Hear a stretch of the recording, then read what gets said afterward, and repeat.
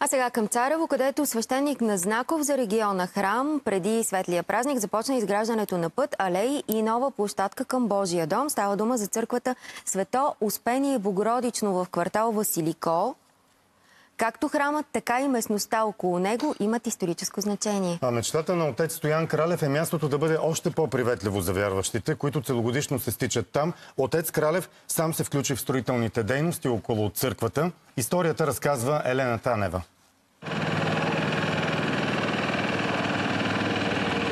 За светлия християнски празник Велик ден храм Свето Успение Богородично посреща миряните с нова алея и площадка, аромат на море и цъфнали дървета и храсти.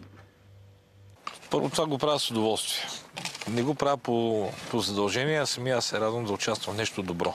И мисля, че това трябва да е основният мотив на човек, което нещо си избере в живота да прави. Ако това нещо не го прави със сърце и ако не му доставя радост, по-добре е според мен да не се хваща. Да си намери това поприще, което ще му достави радост и с радостта, която върши работата си.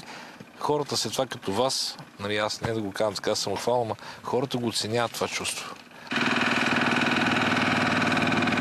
Идеята на отец Стоян Кралев да изгради път към храма е приветствана от местната община, защото така църквата ще бъде по-достъпна за повече хора и най-вече за хора в неравностойно положение. Специално за там, след изминал ремонт миналата година, осигурихме павета, които сега ще облагородят мястото. Ще бъде приветливо, хубаво, да могат хората да се наслаждават на гледката. Така че помагаме сега и активно за храма в Лозенец, в Ахтопол също ще помогнем. И логистика, като ми се наложи някаква машина ми я дават, като се наложи някакъв превоз за да се осъществи, го осъществяваме. Така че това да имаш подкрепата на общината е много добро. Много е приятно чувство да знаеш, че можеш да звъннеш на кмета и той ще дигне. И като му кажеш, трябва ми фадрома, той ще намери човек, който с фадрома да се 10 минути да дойде. Свето Успение Богородично е най-стария храм в Царево, извисяващ се край морето в квартал Василико. Построен е през 1810 година, но върху основите на църква от 10 век, разказва отец Стоян Кралев. Споделя, че за него мястото има особен заряд. Археолозите са открили, че още през 6 век преди Христа траките са обитавали полуострова, а районът е предпочитана дестинация за туристи и вярващи. Аз се надявам искрено, че това нещо ще бъде оценено не само от туристите, а всичко, което се прави, за да създаде удобство на човека, който идва на литургия. Защото ако ние не участваме в литургията, а само преминавам покрай храма, за да си направим някакво селфи, жалко ще бъде отиваш до болницата, да не си направиш преглед и измериш кръвното поне. Нали? Така го използвам това като метафора, че в църквата човек влиза за да намери облегчение на своите проблеми, на своето здраве, духовно и физическо, да поиска от Бога нещо, за което се нуждае.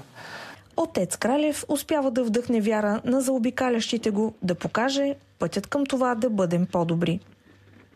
Както отчето Стоян е казал, строим наскоро, доколкото можем, с последни сили.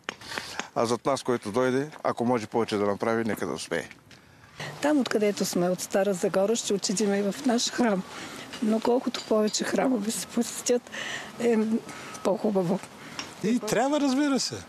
Когато човек има време, защо не? Всеки ден, ако може човек, да ходи и да влезне в храм. Така че не трябва само по празниците да се срещаме.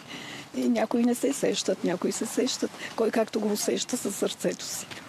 Свещеникът ни напомня, че трябва да пазим вярата и да бъдем смирени. И отправя поздрав към зрителите. Винаги е актуално да се поздравяваме с Христос Воскресе, защото светия апостол Павел напомня и казва: ако Христос не е възкръснал, празна е нашата проповед, суетна е вашата вяра и вие сте си още в греховете. Но ето Христос възкръсна и за умрелите стана начало. За Здравей България от Царево, Елена Танева. А сега отново се отправяме към Бачковския манастир.